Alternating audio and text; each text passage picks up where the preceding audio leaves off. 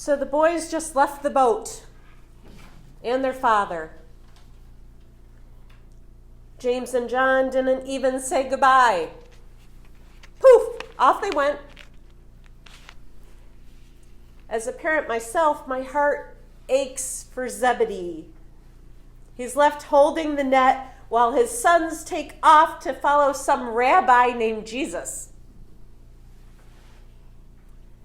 Parenthood is a lifelong thing. I have 2 adult children myself. I guess you could call me an empty nester at this point.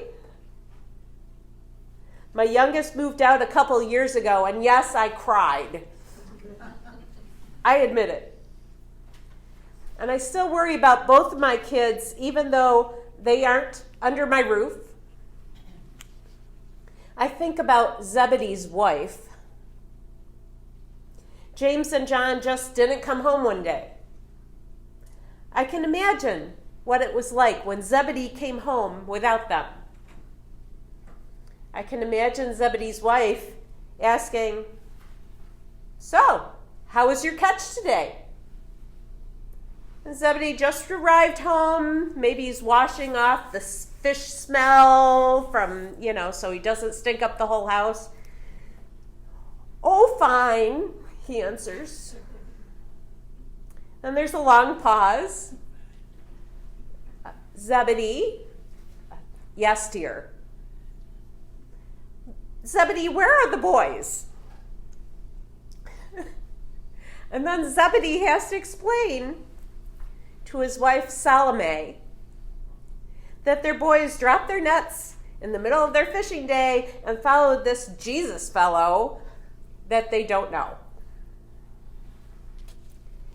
And we don't really hear about Zebedee again later in the Gospels. The Gospel writers do tell us that Jesus calls James and John the sons of thunder. And later in Matthew's Gospel, we hear about Salome, their mother. Somehow she tracks down where they are, some distance. They aren't in Galilee anymore. They're walking through Samaria and then towards Jerusalem. When Salome approaches Jesus with her 2 sons, and she says, "Jesus." And Jesus says, "What do you want?" Salome says to him, "Declare that these 2 sons of mine will sit, one at your right hand and one at your left in your kingdom." Sure, that's what a mom would do, right? He warns the boys and their mother that she doesn't know what she's asking. Well, how could she? When my kids left home, I didn't know what to think. They were out of my reach. I hoped that I had taught them something about surviving out in the world. But how could I know? Somehow I just had to trust that they would figure it out.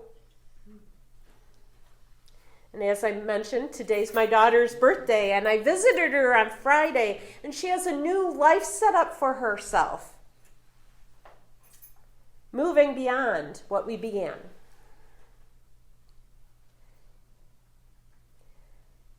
There are people we have to let go of in our lives. Children grow up and move away.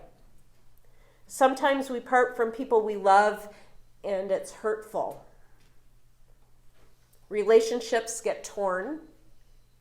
Marriages sometimes end. People we love die. How are we supposed to start again? And I think about Salome and what she must have worried about. James and John were called. They would become part of a select group we know as the 12 apostles.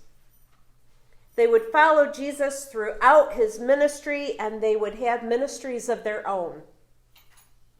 They would start the early church with the other apostles, including Peter and Andrew, who are also called in today's gospel.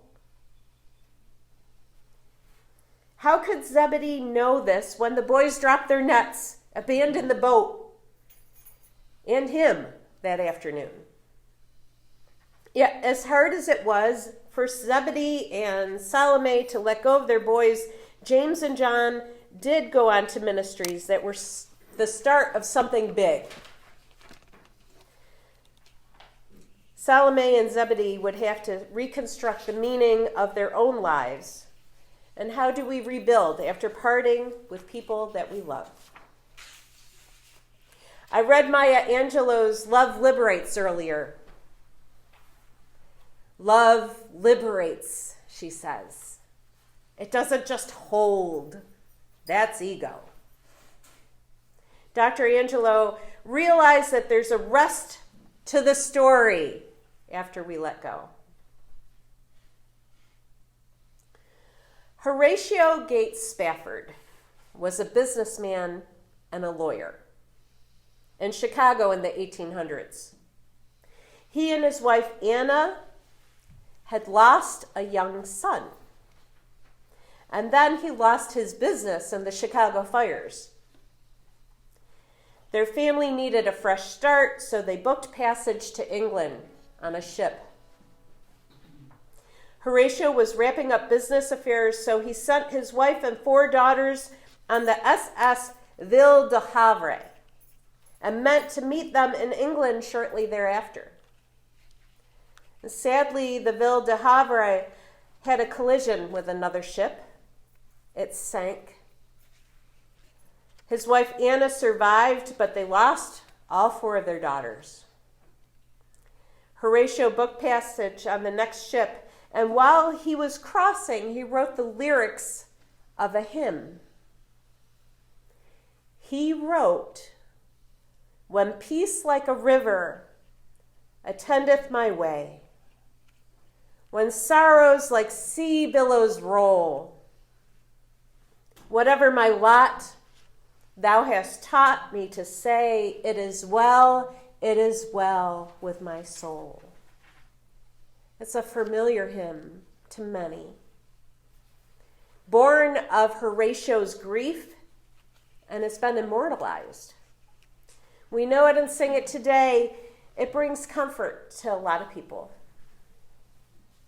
He loved his children very much. He grieved terribly for them, yet he loved them enough to let them go and begin again, setting across the ocean to reconnect with Anna.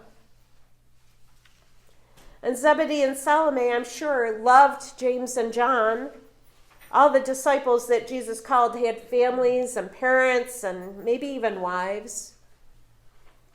When we part from those we love, it's often for reasons we can't possibly understand. But we do not do it without new beginnings. And we don't do it alone. There is always a rest of the story. That part of the story that's yet to unfold.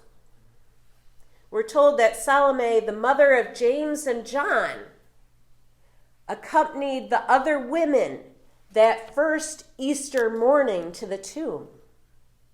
She was one of the women to first learn that Jesus had risen. They were the ones to first proclaim the resurrection. James and John had a purpose when they left their nets and their father that afternoon, and Salome had a purpose too, to speak the gospel that first Easter morning. How could she have known? Horatio Spafford and his wife Anna had a story unfold after he wrote the lyrics to that hymn. A story I am sure neither of them could imagine. This couple who had lost everything had more children. They started their own church. They colonized in 19th century Jerusalem. they started a new mission that ministered to Muslim, Jewish, and Christian people without trying to convert anybody. Horatio and Anna adopted a Jewish teenager who went on to do his own great things. They even provided shelter for refugees that were fleeing the Armenian genocide. In spite of the magnitude of their great, great loss and their grief, which was real, and they named it, they had an amazing rest of the story.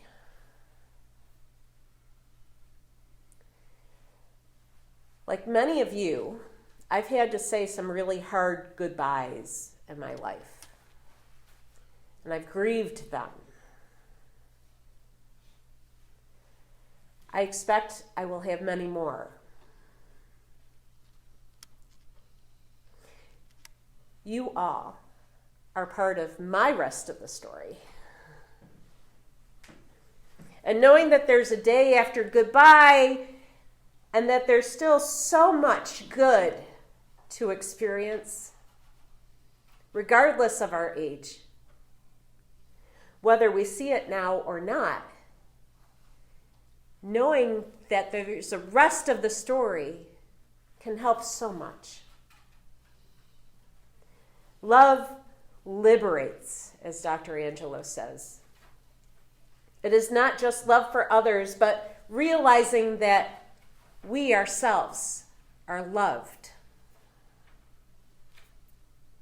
Let us be liberated and look to tomorrow with great hope. Let us look forward to our rest of the story. Amen.